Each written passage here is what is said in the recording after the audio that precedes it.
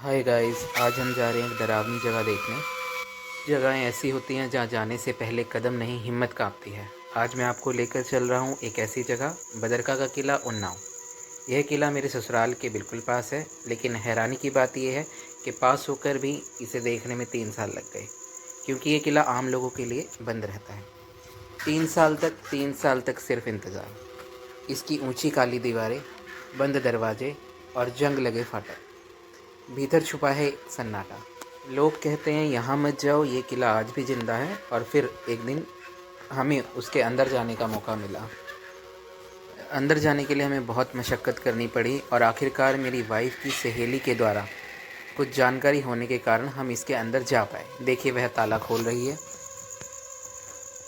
खास बात यह थी, हम इसके अंदर तो जा रहे थे, लेकिन आगे के दरवाजे से नहीं, गुप्त दरवाजे से इसके पीछे हमारा जाना ये हुआ। छोड़ो तुम आम जैसे ही खाओ। हमने अंदर कदम रखा, हवा अचानक ठंडी हो गई।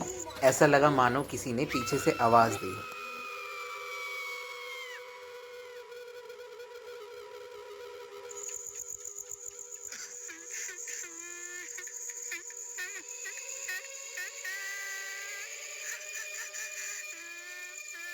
चारों तरफ अजीब सी खामोशी, इतनी गहरी कि अपने दिल की धड़कन तक सुनाई दे।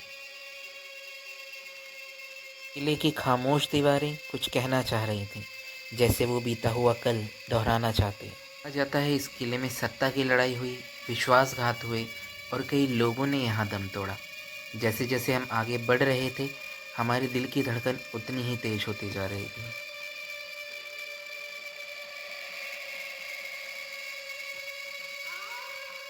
हर दीवार के पार ऐसा लगता जैसे कि कोई है और वो कुछ कहना चाहता है। अजीब सी फुसफुसाहट थी, खामोशी थी, आवाज़ें थीं।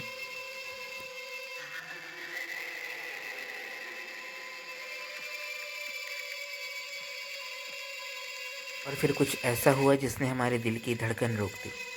वहाँ पर कुछ था जो कि कहना चाह रहा था, यहाँ से लौट जाओ। ऊपर जाने के लिए सकरी सीढ़ियाँ थीं और यहाँ पर कुछ बंद कमरे थे जो कि अपने पीछे हज़ारों सवाल और हज़ारों कहानियाँ छुपाए हुए थे। कहने को तो दिन था, लेकिन इतनी हिम्मत नहीं थी कि वहाँ पर जाकर मैं देख पाऊँ कि उस कमरे के पीछे क्या है। अजीब सी खामोशी।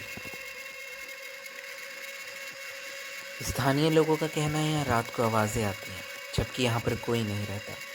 कभी कभी किसी के चलने की आवाज़ आती है, किसी के बातें करने की आवाज़ आती है। महल की छत बिना किसी सरिये की मदद से, बिना किसी सीमेंट की मदद से आज भी ऐसे ही तनी हुई थी, मानो कोई अदृश्य शक्ति आज भी इनको खड़ा किए हुए है।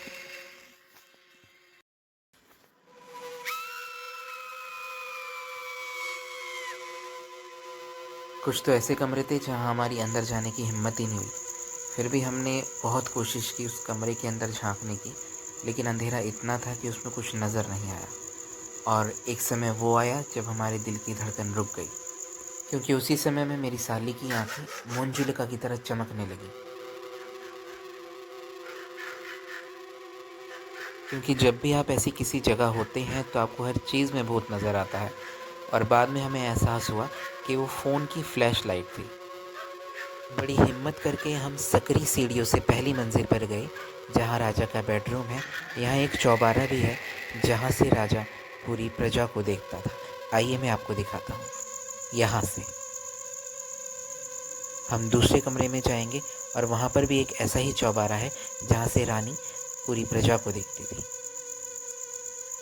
आगे चलते हैं। ये है राजा का बेडरूम। इसे आप सोफ़ा कह लें या फिर बेड कह लें। ये पिछले 500 सालों से यहीं पर पड़ा हुआ है।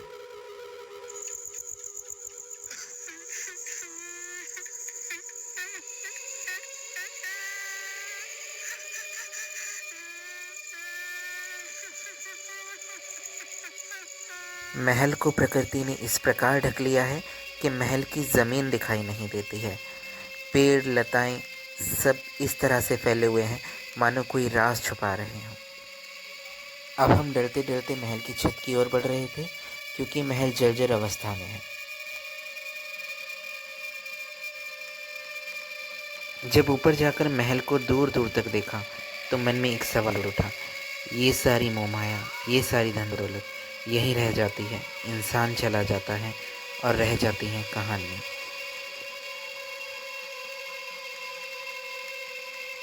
महल बहुत बड़ा है जिसका हम केवल एक ही कोना घूम पाए हैं, और आगे मैं कोशिश करूँगा आपको दिखाने की वो सुरंगें जिसका आज तक किसी को नहीं पता कि वो कहाँ से शुरू होती हैं और कहाँ पर ख़त्म होती हैं।